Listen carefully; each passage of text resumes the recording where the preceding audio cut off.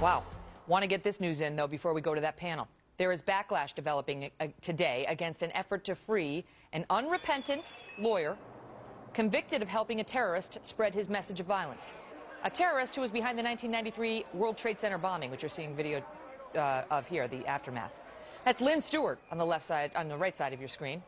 She once represented the blind sheikh, Sheikh Omar Abdel Rahman. This is the guy who they protest about over in Egypt. They want him released, too.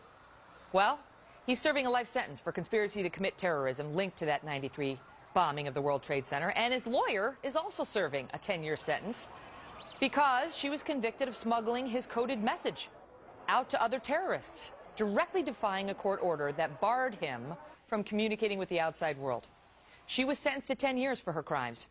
And now her supporters are demanding that she be freed based on grounds of mercy because she's been diagnosed with an advanced stage of breast cancer. Malkin is a Fox News contributor. She's the one that tipped us off to the story, and she says Stewart should serve her full sentence. Michelle, before we get to Stewart, do you believe this breaking news we just got on these McConnell tape recordings?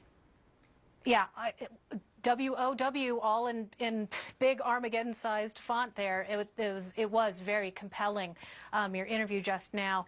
And I think what we're seeing is an attempt by these local Democratic officials to throw their liberal progressive cronies under the bus. And groups like this, Super PAC, Progress Kentucky, at the federal level, you look at how incestuous the links are between partisan Democrats and these operatives who have been tied to very sordid activities. I mean, in the past, very recent past, as Senator McConnell mentioned, this group, Progress Kentucky, has been named as the same smear mongers who went after his wife, the distinguished former government official Elaine Chao, over her ethnicity. And so the credibility of all of these actors, I think, really has to be held in question and under scrutiny, particularly the story that your guest was spinning, that somehow this was not Watergate style because it was recorded in a hallway. Yeah, I mean, that will not help with the FBI's possible charges. I mean, if no party to the conversation has consented, you've broken the law. That's clear. We're going to talk about it with Brad Woodhouse from the DNC, who's here right after you. But I do want to get you to comment on Lynn Stewart. You wrote a scathing column about this, and let me just tee it up from her perspective. Her supporters say, look, this is what they say. She devoted her life to helping the underprivileged, defendants who nobody wanted to represent. That's what she did in this case. The original judge gave her a 28-month sentence, and then the Second Circuit Court of Appeals stepped in and said, you got to raise that. She deserves more. And now 10 years has become a death sentence for this person because she's got stage 4 breast cancer. And you say what? I say cry me a river.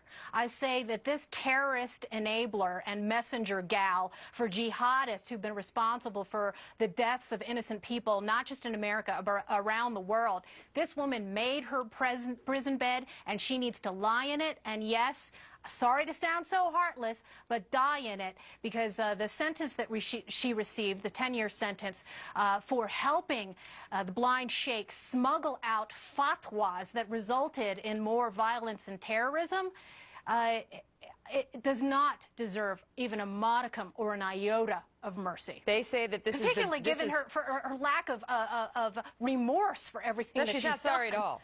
No, she's not sorry at all. And that's what the Second Circuit, not a left-leaning court, pointed out.